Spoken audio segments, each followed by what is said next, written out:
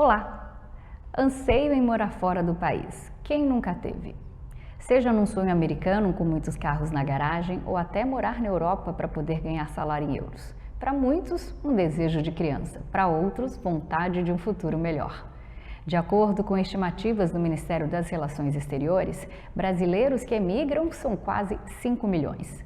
Ainda que dinheiro não compre felicidade, diante do cenário delicado que vivemos, 91% dos brasileiros sonham com uma vida melhor do outro lado do mundo. Não há dúvidas que viajar e morar fora do país traz inúmeras vantagens pessoais e profissionais, mas não podemos achar que é tudo mil maravilhas. Engana-se quem pensa que sair do Brasil é somente alegria. Racismo e xenofobia são uma realidade vivida por muitos, além da dificuldade em utilizar o sistema público de saúde. No programa de hoje, nós vamos conversar com uma advogada graduada em Direito pelo Brasil e também em Londres, onde mora há mais de 20 anos. Ela tem vasta experiência em direito imigratório e já trabalhou para grandes escritórios ingleses. Atualmente tem o seu próprio escritório de advocacia no Reino Unido, atuando em processos de tráfico de mulheres e pedidos de visto feito através de violência doméstica. Eu recebo a doutora Lívia Suassuna. Olá, doutora Lívia, seja muito bem-vinda ao nosso programa e muito obrigada por estar conversando conosco direto de Londres, na Inglaterra, sobre a imigração e a vida dos brasileiros fora do Brasil. Muito prazer, muito obrigada pelo chamado para participar do programa também. É com muito prazer que estou aqui hoje. Doutora Lívia, aqui no Brasil você é formada em Direito pela PUC de Goiás e no Reino Unido pela BPP University. Como é que foi o seu processo de imigração para a Inglaterra e quais foram as principais dificuldades e também as oportunidades que você encontrou? Quando eu vim para a Inglaterra, então já tem quase 20 anos, né, que moro aqui, e aí eu já era formada pela PUC em Goiás. Só que o Reino Unido não aceitava o meu degree, o meu diploma. E aí eu tive que voltar para o banco da faculdade e começar o meu diploma novamente. Então, eu comecei a estudar Direito, voltei para o banco da faculdade, fiz mais quase 6 anos de faculdade aqui, até conseguir a titulação aqui também, né? Então, por isso o registro, né, na Ordem dos Advogados, tanto no Brasil quanto aqui no Reino Unido. E, claro, como todo imigrante, né, eu tinha 20 e poucos anos na época, a gente tem várias dificuldades, inglês era uma delas. Eu me lembro que eu cheguei na faculdade, eu não consegui, mesmo falando já inglês, eu não conseguia entender o que o professor falava. Eu falava, meu Deus, eu não estou conseguindo entender nem o que ele fala, como é que eu vou perguntar alguma coisa? Eu voltava para casa, eu chorava, eu não conseguia entender nada.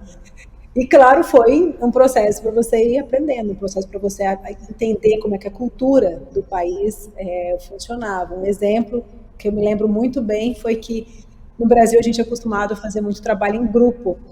E aqui não. Então, assim, eu falava, gente, quando é que vai ter o trabalho em grupo, né? Não existe, né, esse trabalho em grupo da mesma maneira que a gente entende que existe no Brasil.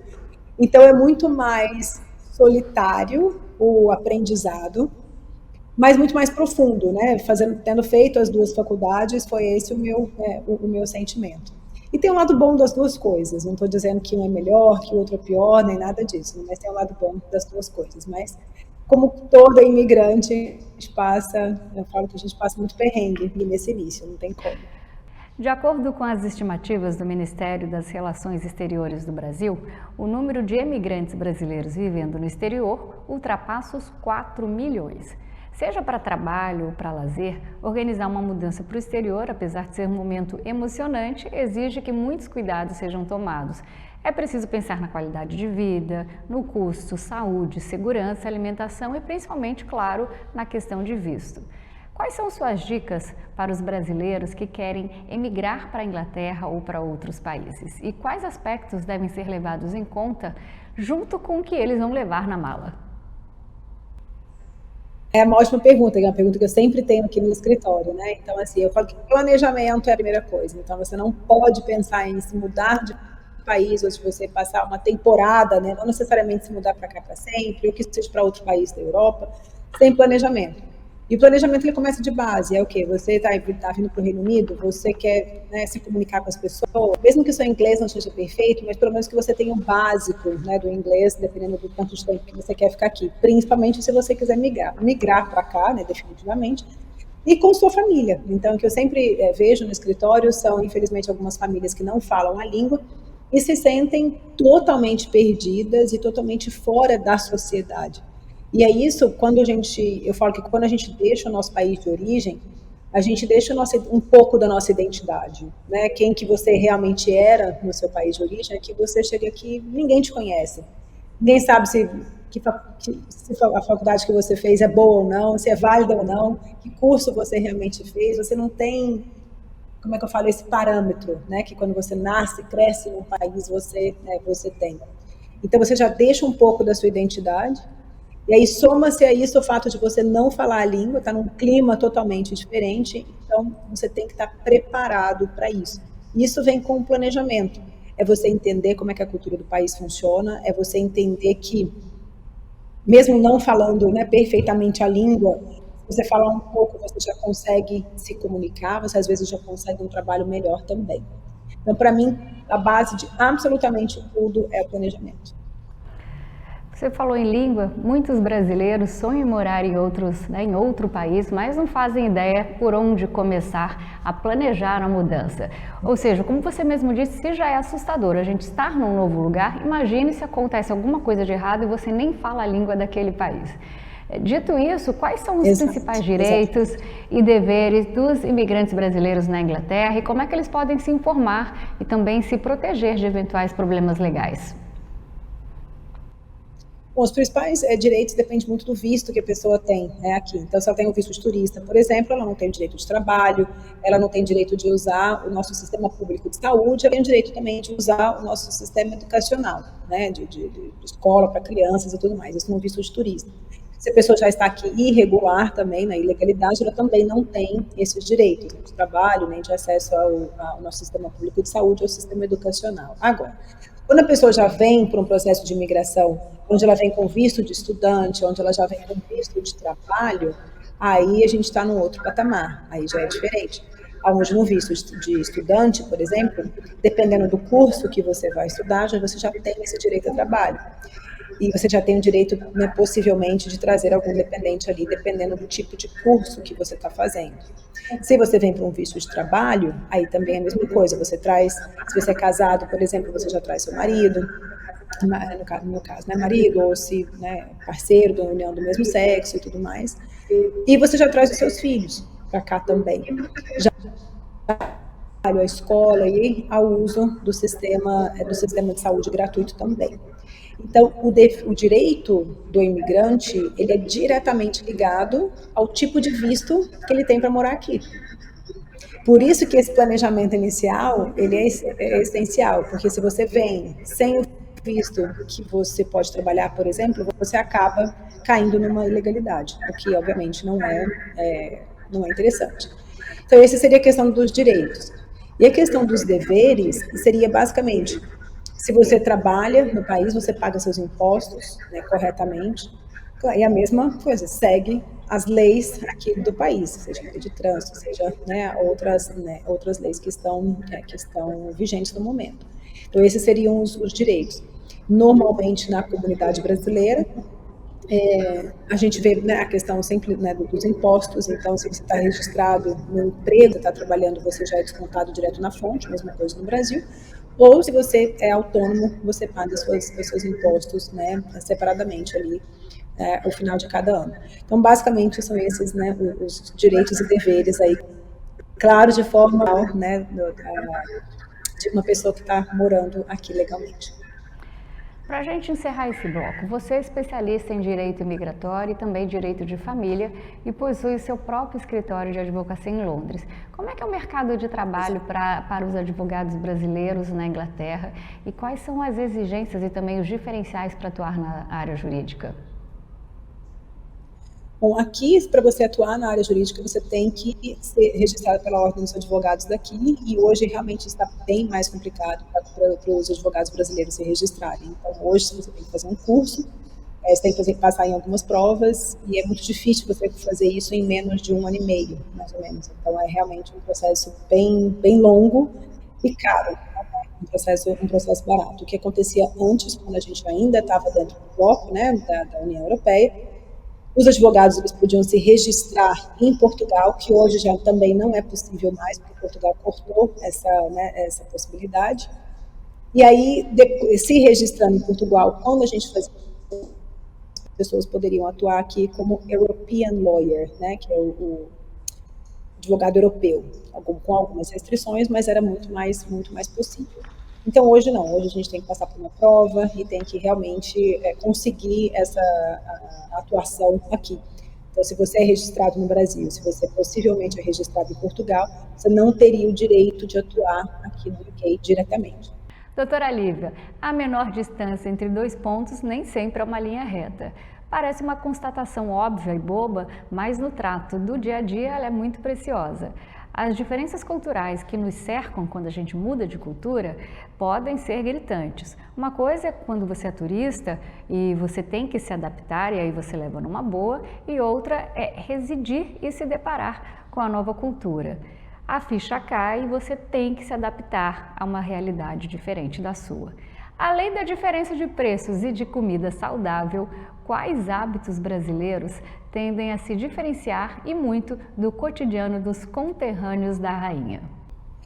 Bom, eu digo que é muito bom realmente esse tópico, porque é uma das coisas que a gente sente bastante quando a gente se muda para cá, essa diferença de culturas. E é em diferentes níveis. Por exemplo, quando a minha filha entrou na escola pela primeira vez aqui, hoje ela tem 6 anos, quando ela entrou na escola, que foi, né, o final do ano passado, eu senti muita diferença, né? Então, assim, o Natal é comemorado de uma maneira, né, diferente dentro da escola, obviamente, dependendo se é uma escola religiosa ou não, mas aquele calor humano dentro da escola que a gente é acostumado no Brasil, ele não existe tanto aqui, né, também. Aquele abraço, né, aquele calor humano mesmo com as crianças, isso não existe. Então, para mim, isso é uma das coisas de diferença cultural, mesmo morando aqui já, né, quase 20 anos, que eu senti quando a minha filha entrou na escola.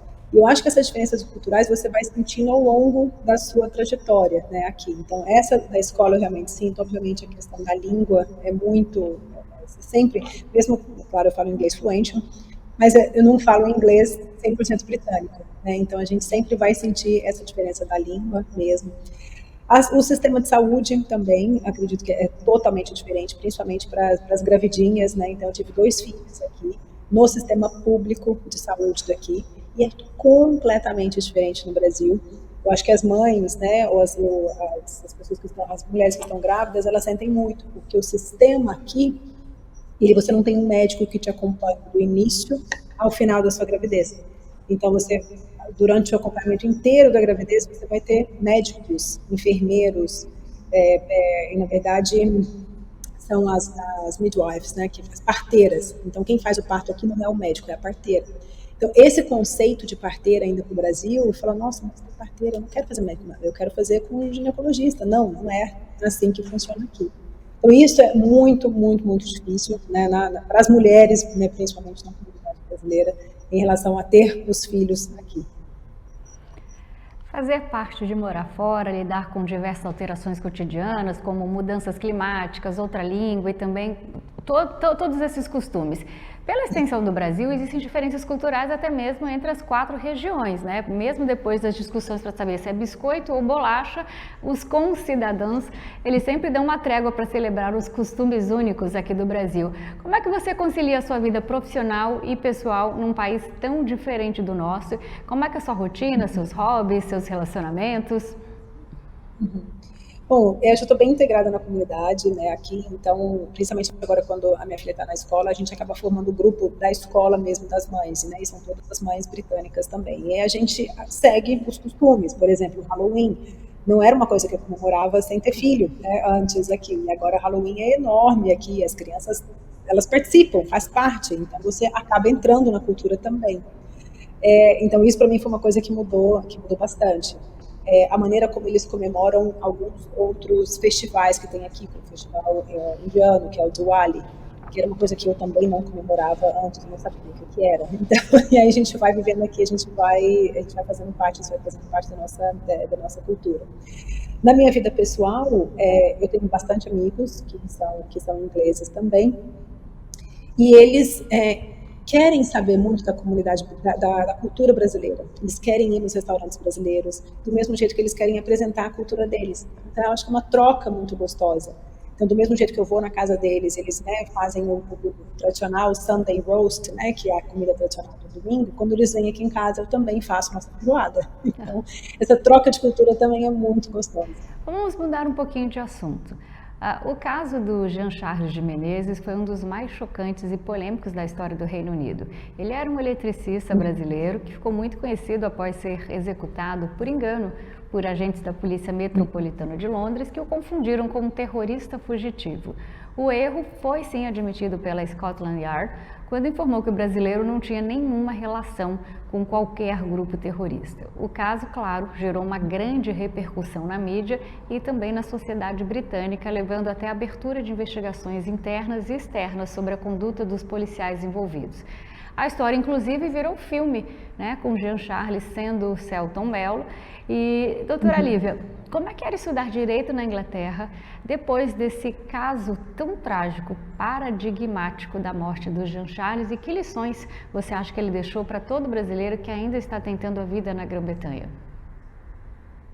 Eu acho que a lição mais importante que tudo o que aconteceu com o Jean Charles, que ele deixou, foi a questão primeiro do sonho, foi muito falado da história dele, então quando ele veio para cá, como que ele veio, né, enfim, da forma, ele estava de forma irregular aqui no país, e essa questão de que o sonho do brasileiro de vir para cá, e como que isso aconteceu, e como que isso foi cortado com o que aconteceu com ele, né, como é que o sonho dele foi simplesmente cortado. Eu acho que ao mesmo tempo que foi, obviamente, muito triste o que aconteceu, ele deu aquela esperança de que, sim, o brasileiro poderia, talvez, começar um processo de migratório, não só aqui para o UK, mas como para outros países também. Então, acho que essa que foi a lição. E para o governo, obviamente, aqui no UK também, a lição de fazer melhor o dever de casa, né? E antes de sair, obviamente, executando as pessoas ali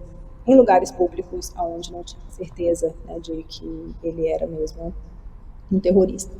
As leis, depois disso também, as leis sobre terrorismo, aqui elas foram revistas. Então, hoje, por exemplo, se você tem uma aplicação para o Home Office, aplicação de vistos, por exemplo, várias perguntas sobre terrorismo são colocadas também nas aplicações, justamente para poder entender qual que é as associações das pessoas, ou seja, ela tem associação com grupos de terrorismo, ela tem associação com algum grupo que fala mal do caráter dela, ou seja, UK, você quer essa pessoa aqui?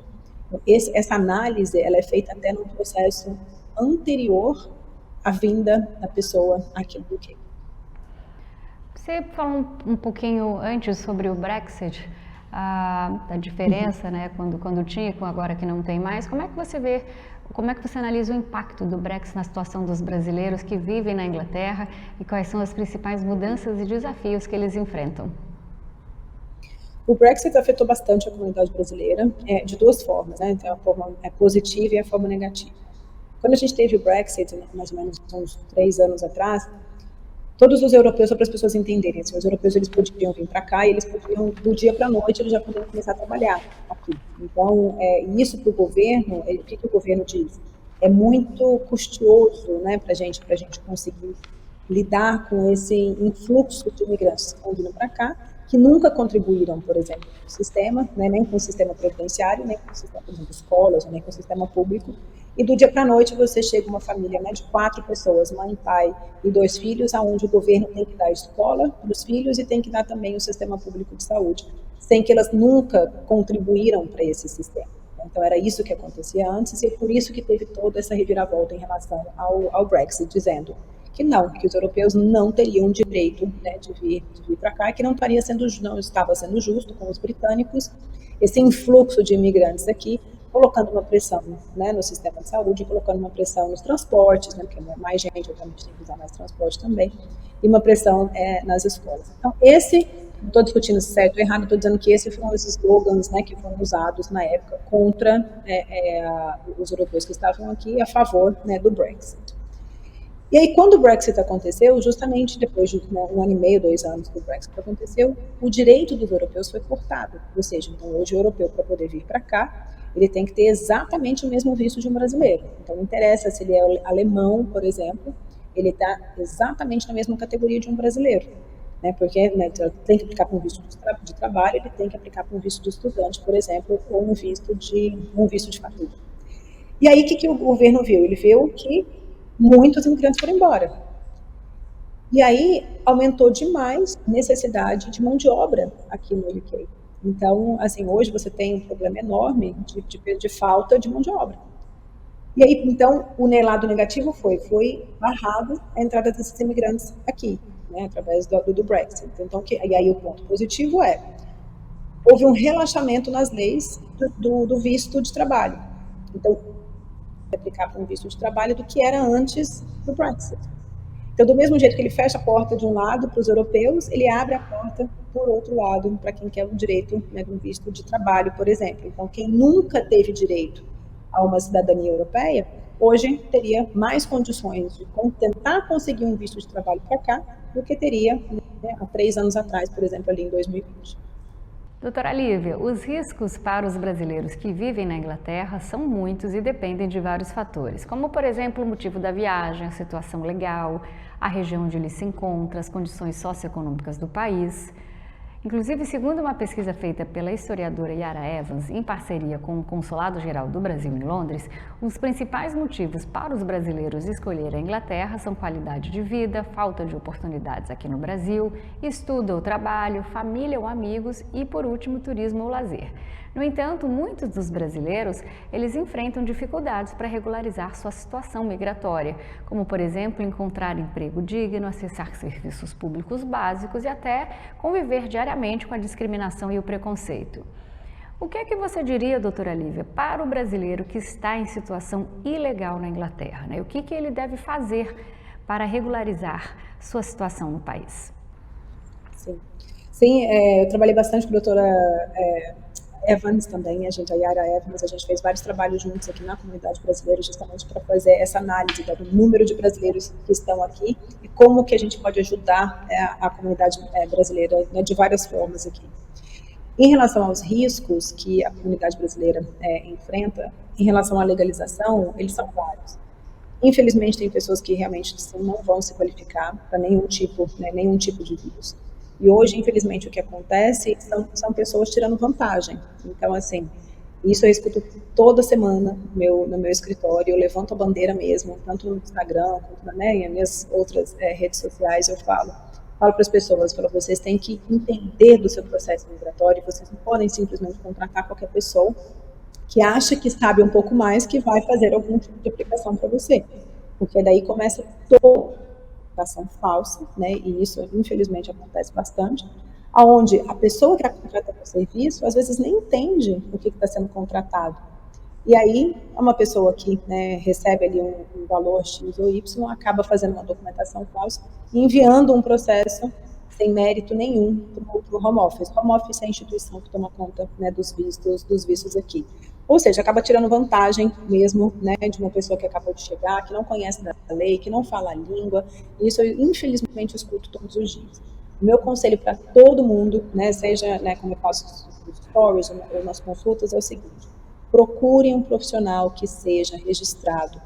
O profissional que ele é registrado, né, ele tem a tendência de saber um pouco mais daquele que, obviamente, só acha que sabe alguma coisa porque o fulano do vizinho, né, fez um processo ali e ajudou alguém, acha que sabe alguma coisa e você acaba gastando dinheiro sem ter necessidade e sem resolver a sua situação.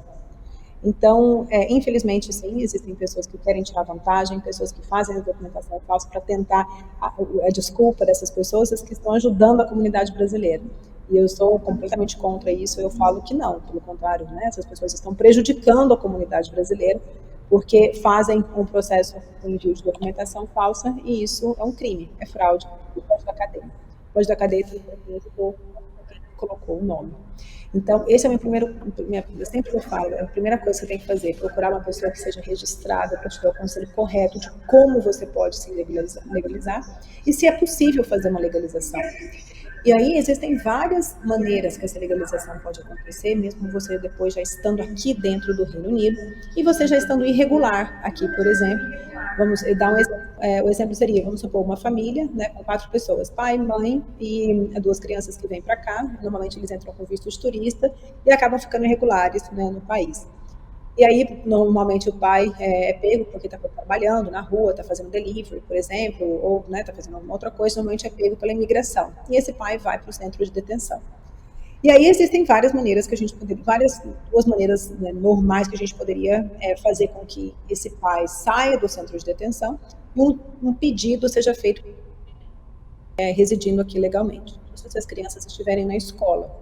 Porque quem vai dar o direito para os pais, nesse caso, vai ser a criança, né? E não os pais em si. Porque a criança não pode ser penalizada, né, ali pelas atitudes dos pais.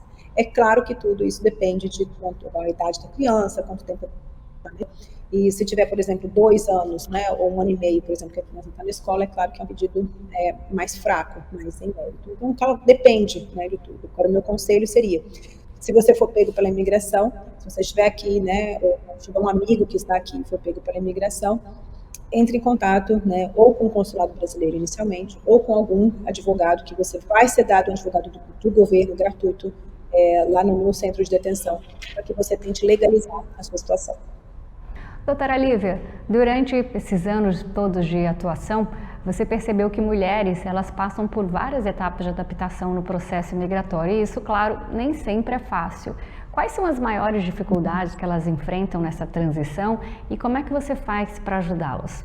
Eu acho que a maior dificuldade que as mulheres enfrentam é a questão de readaptação, tanto no mercado, né, de trabalho aqui e a questão da língua, né, também. Então, o homem também sofre essas mesmas coisas, gente. Mas eu acho que, às vezes, a mulher, quando ela vem acompanhando o marido, porque o marido foi transferido, por exemplo, né, para um trabalho aqui, eu tenho várias pessoas, vários homens que trabalham para bancos, e aí eles tiveram um sonho, né, de vir para cá, e acaba, a mulher vem acompanhando também. Quando isso acontece e a mulher não tem filhos, normalmente ela tem a tendência no primeiro ou no segundo ano acabar tendo um filho aqui, porque ela sente que ela não consegue um trabalho, né, na área dela, e aí tem essa coisa de que você sim vai ter que voltar 2, 3 passos na sua carreira profissional para que você depois suba novamente, e isso às vezes para as pessoas é difícil, né, fazer. E aí depois, como ela às vezes ela não fala a língua, ela tem dificuldade com a língua, ela já não está gostando muito do clima mesmo, ela fala assim, olha, já não tenho filho, já estou mais ou menos na idade de ter filho, acaba tendo um filho. E aí você entra num outro patamar. E aí você entra com a diferença de cultura, tendo um filho, né, aqui. Você tem que entender como que você vai se readaptar com um filho, e que também não é fácil. O que a gente faz nesses casos, eu tenho grupos de WhatsApp onde a gente participa, né, eu tenho a minha própria comunidade de mães aqui, porque eu sinto que do mesmo jeito que eu tive essa dificuldade, né, de entender como é que o sistema funcionava, tanto o sistema público de saúde como o sistema escolar aqui, a gente tem essa dificuldade, eu tenho certeza que outras mamães também têm. Então a gente eu tenho um grupo de WhatsApp, hoje a gente tem mais de 500 mulheres ali, e dúvidas básicas são trocadas, né? Assim, nossa, meu filho está com esse problema no olho, o que eu uso, o que eu faço? E esse grupo de apoio, quando você é imigrante, ele é a coisa mais essencial da sua vida. Tanto o grupo de apoio que vai te falar o que você precisa fazer com o seu filho, por exemplo, de apoio pelo lado profissional. Ou seja, tenho essa profissão, tenho essa expertise, como que eu faço para começar a buscar um trabalho na minha área profissional? Então, eu acho que a gente tem esses 2 focos, né? Tanto ajudar a mulher na questão da maternidade aqui, como esse grupo de apoio e no lado profissional também. Você é bastante ativa nas suas redes sociais, né? Inclusive, as usa bastante para orientar e informar os brasileiros sobre diversas questões legais na Inglaterra, como, por exemplo, vistos. Quais são os temas mais procurados e as dúvidas mais frequentes? As dúvidas mais frequentes em relação a visto é que tipo de visto eu me qualifico, né? E como que eu posso morar legalmente no Reino Unido. Então, essa é a principal dúvida que eu sempre recebo aqui. Para as pessoas que querem morar temporariamente, né, aqui, o que está bem focado agora é na questão do intercâmbio voluntário. Então, onde a pessoa pode morar aqui por 12 meses, com alimentação paga, com estudo pago também e com a moradia paga. E que são as coisas mais caras, né, para você morar aqui no Reino Unido hoje. É a moradia, a comida e o curso, né, de inglês. Então, por isso que esse visto de intercâmbio voluntário, ele se popularizou bastante. Então, a gente recebe muitas perguntas em relação a ele. Muitas perguntas em relação a quem é europeu, se ainda pode ou não vir para cá, se qualifica ou não para poder morar aqui legalmente. E vistos em geral, né, como que você pode morar 100% legalizado aqui, seja para estudar ou seja para trabalhar. Eu lembro que quando eu passei uma temporada em Londres, eu tive que pagar calefação separado, e aí, porque era muito frio e era absurdamente caro, e eu me enrolava em cobertor, em tudo, porque eu falava, gente, como é que tem que pagar a calefação aqui? Frio de doer. É mais difícil ainda. E foi uma das coisas que o governo foi muito criticado. É interessante você falar isso, porque a conta de energia, assim, ela triplicou, né, nos últimos 6 meses, ali, um ano, ela triplicou. E o governo foi muito criticado em relação a isso, principalmente no inverno. Então, no inverno do ano passado, a gente tinha várias famílias que, né, famílias não conseguiam pagar a conta, porque estava muito frio. E realmente, ou você congelava, né, dentro de casa com criança, ou você não tinha dinheiro para poder pagar a conta. E aí eles começaram a ter uns subsídios, né, justamente para poder ter conta de energia, principalmente no inverno. Então você tem toda a razão, é bem gelado. Muito frio. Doutora Lívia, você também já trabalhou em casos de tráfico de mulheres e crianças, violência doméstica e outros assuntos bastante complexos. Como é que você lida com a carga emocional e com a responsabilidade social envolvidas nesses casos? É muito difícil. Eu acho que uma das coisas que mais toca é a questão de tráfico de mulheres e tráfico de crianças, né, também, ou rapto de crianças pelas próprias famílias. A gente só vê em filme, né? Exato, você acha que não acontece. E eu lembro, eu tenho casos assim que eu não consigo esquecer, né? Eu não consigo esquecer da mãe, eu não consigo esquecer mesmo da história, onde a própria família tirou a filha da mãe e levou a família, né, levou a filha, perdão, para o Afeganistão. E essa mãe não conseguia acesso a essa criança. Tinha anos que ela procurava essa criança e ela já não podia mais entrar no Afeganistão porque ela estava sendo procurada pelas autoridades de lá, que não é, infelizmente, né, um país favorável ali para a mulher.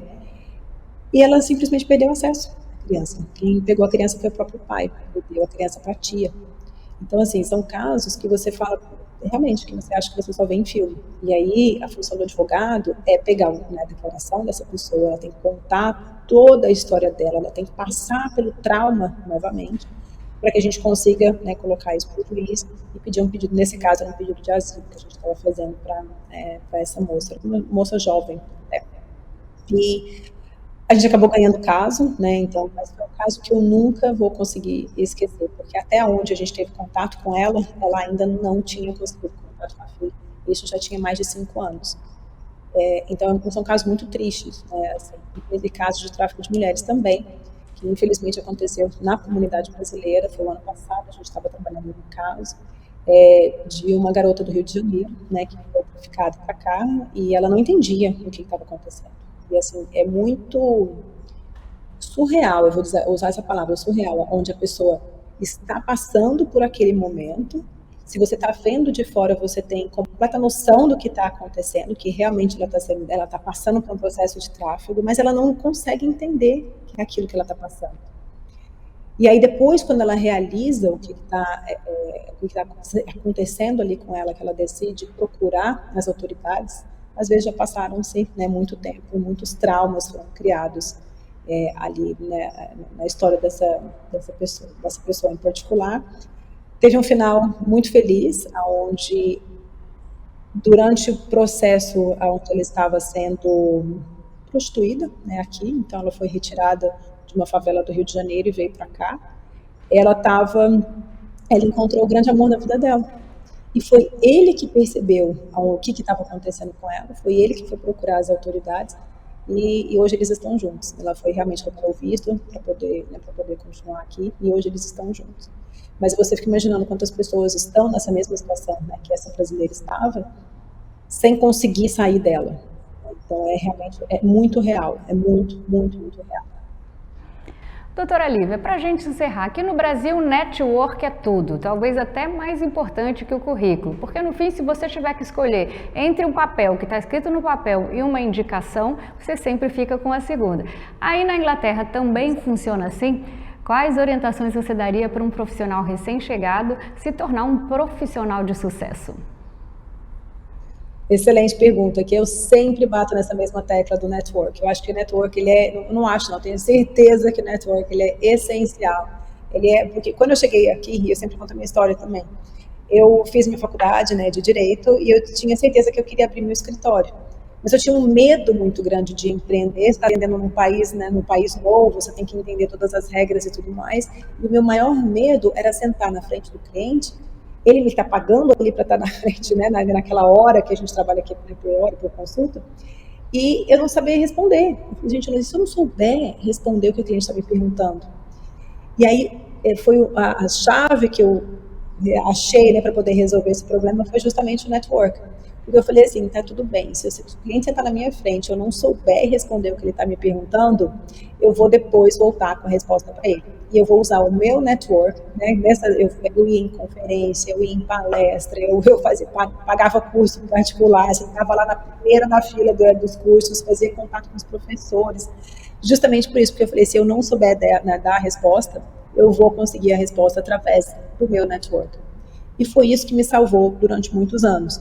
Hoje tenho uma grande amizade com juízes daqui do Reino Unido, juízes do Tribunal, né, Superior aqui também, Tribunal Superior de Imigração, onde ele vem aqui em casa e a gente toma um chá junto.